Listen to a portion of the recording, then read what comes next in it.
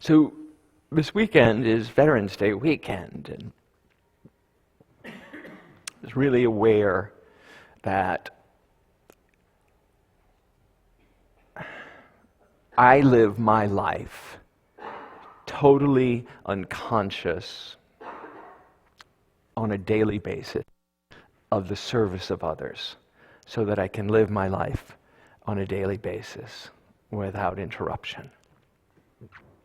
And I wanted, as Visa alluded to earlier, I wanted to acknowledge, is there anyone here who sits in this community with us today that is a veteran?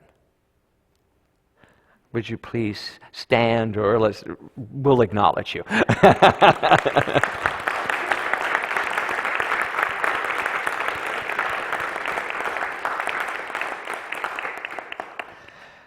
If you're not, my guess is that you come from a family, though, that someone does serve. I know my father-in-law was a World War II veteran, and my grandfather, my mother's father, was also fought at the Battle of the Bulge.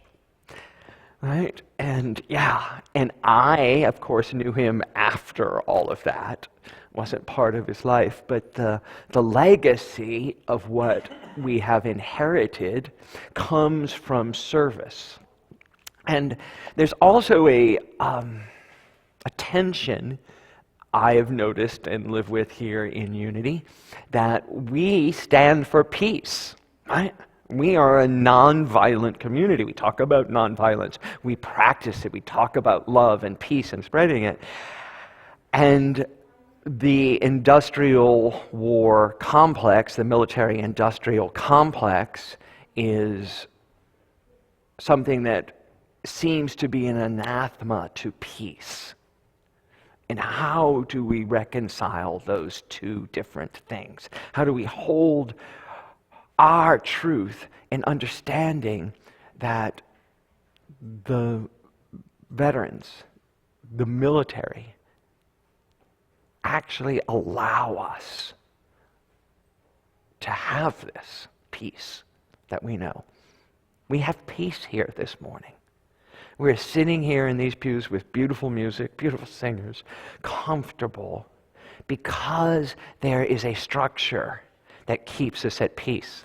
And as I was contemplating this, I came across the quote. I remembered the quote and then went and looked it up.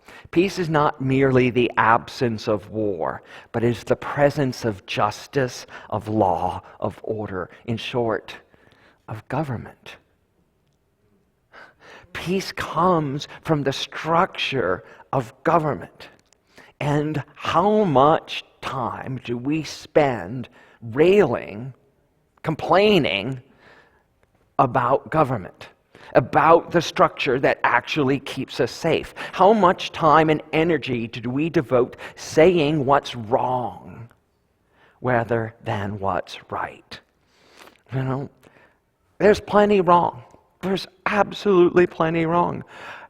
To give you one example of that, in this country right now, 140,000 veterans are homeless. 140,000 veterans are homeless. And we know this, how? Because they're getting services from the VA. And they are reporting that they're homeless. And we still can't seem to fix it. So we've been talking a lot lately about how do we hold all of this? How do we affirm what is true and right? And how do we hold our positive spiritual principles and give thanks in the midst of war, in the midst of pain, in the midst of homelessness and suffering? And it comes back to me, to the principles and to the science that underlies our principle. If we want something to grow, if we want more of something in our lives, we must give thanks for it.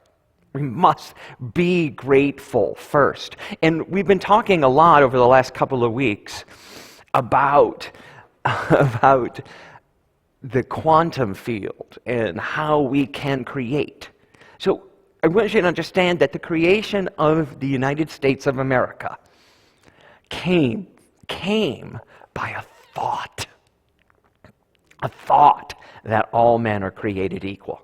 A thought, an idea, and it wasn't instituted perfectly. We all know that.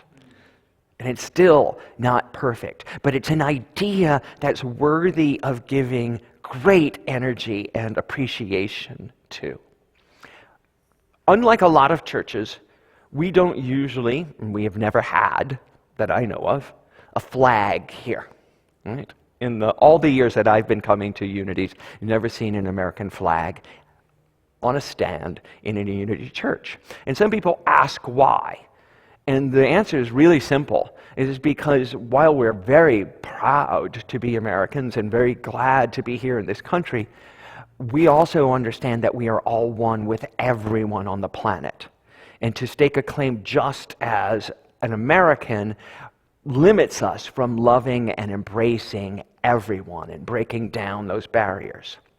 But today, specifically, while there are veterans in every nation, veterans of every country, and the saying that, one man's freedom fighter is the other country's terrorist is very true. It has a lot of fact. When we can look at our founding and grow it in appreciation, we may, no, I'm going to take that back. We can become the country that our forefathers envisioned, our founding fathers thought of, our founding fathers wanted. And how we do that, Deanne and I have been talking about for the last weeks. One of the things about the quantum field and the brain chemistry that we've talked about is that you can't affirm something with your thoughts, with your words, and say, I am prosperous, say, and in your heart feel poor or feel hopeless. When your feeling nature isn't in alignment with what you're saying, there's an incoherence, incongruity, and nothing happens because it's not in alignment. But when your feeling nature is in alignment with your thinking and your affirmations, the worlds line up and things can happen. So our founding fathers wrote that we believe that all men are created equal. And yet they wrote into the Constitution something that called our African American, our African brothers and sisters, 3/4 of a person. 3/5? 3/5 of a person. That incoherence, incongruity has never allowed us to shine and never allowed us to fulfill that. Yet today, it is possible to know that we can change. We can change. And we can fulfill the dream.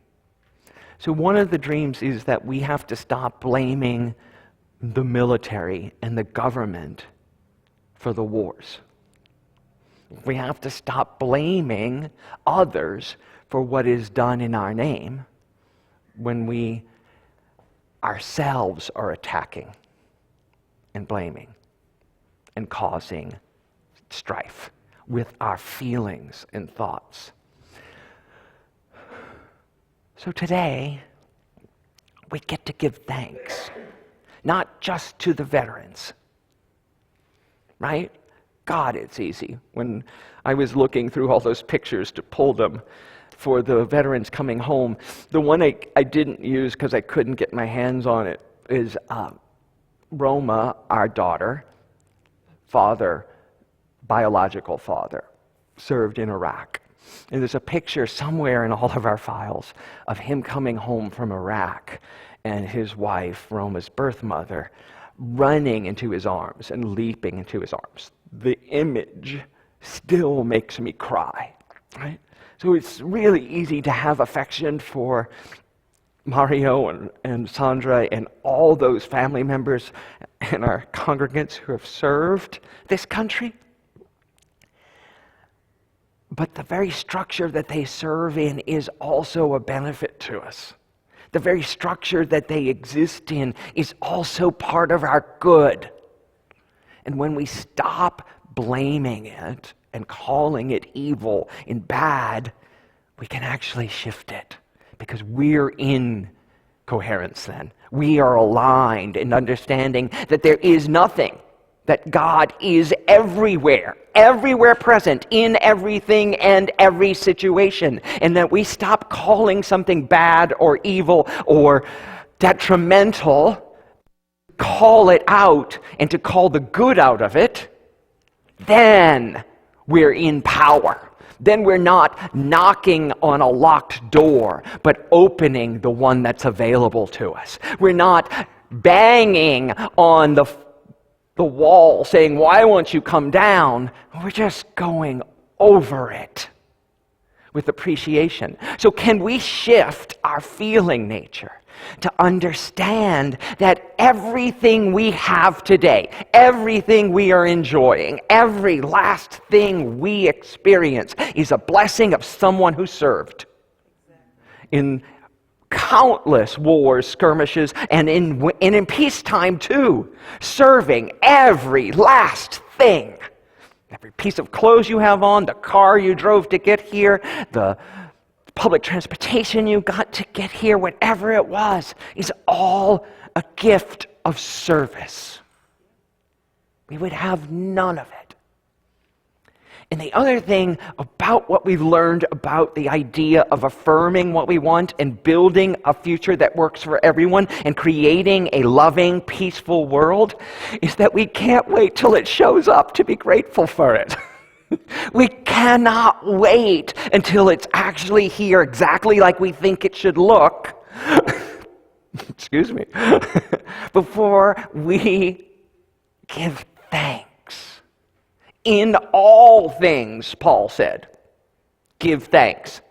He didn't say for some things. He didn't say give thanks when it was going well.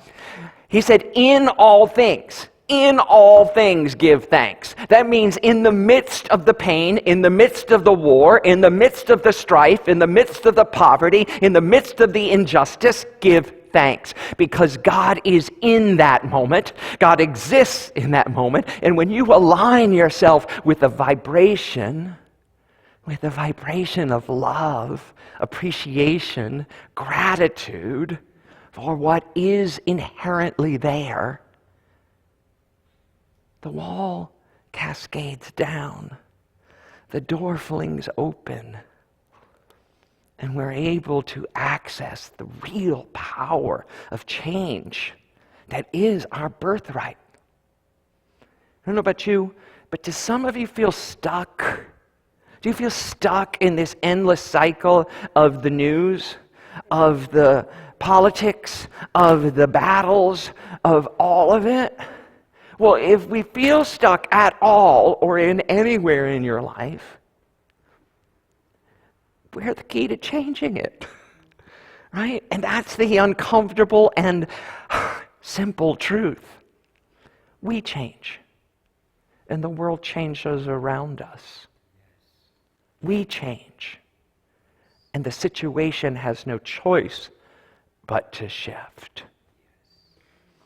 So, gratitude for everyone who has given us service.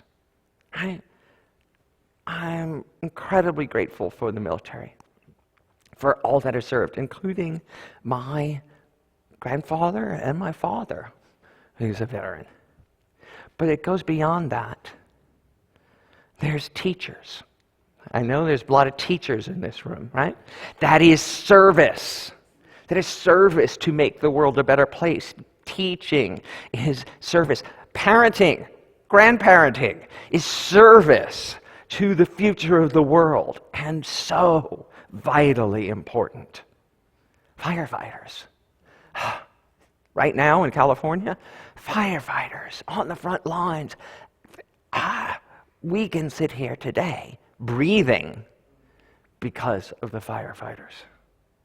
Policemen. This is actually a policewoman. You can't really tell from that picture, but she is a policewoman in a car. And God, so grateful that that has shifted, that women are joining the force and bringing their wisdom and energy to it as well. Coaches.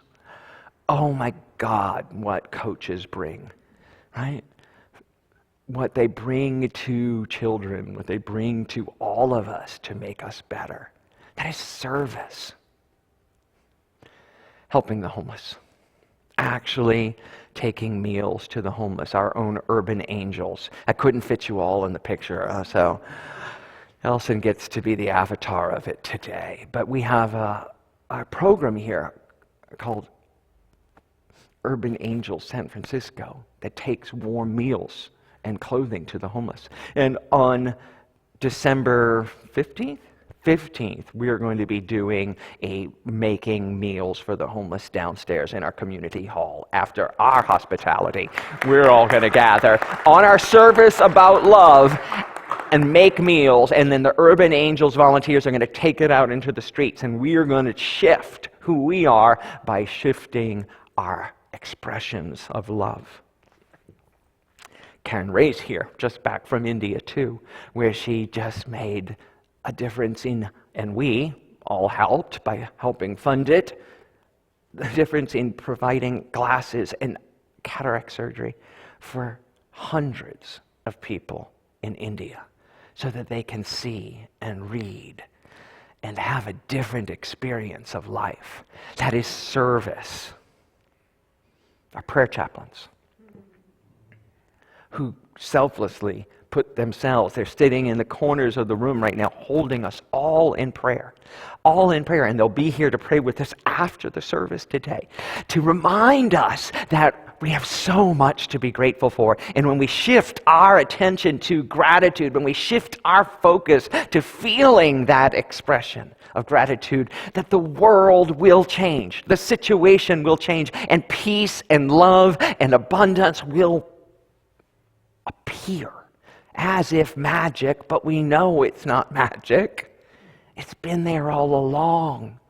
It's only the scales on our eyes that don't allow us to see it. Gratitude before me, behind me, within me, and all around me. I'm so grateful. So grateful.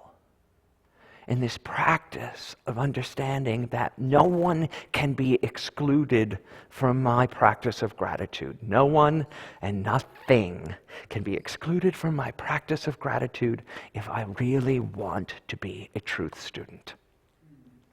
Hear that. If you really want to be a student of unity, if you really want to be a student of truth and of the power of what we would call the Christ nature, the divine nature, the Buddha nature within you, whatever words you want to use around it, that's fine. You cannot exclude anyone or anything from your practice of love and gratitude, of appreciation. Simple. Not easy. Simple. So, I'm so grateful for each and every one of you because I know the amount of service you do here and in the world.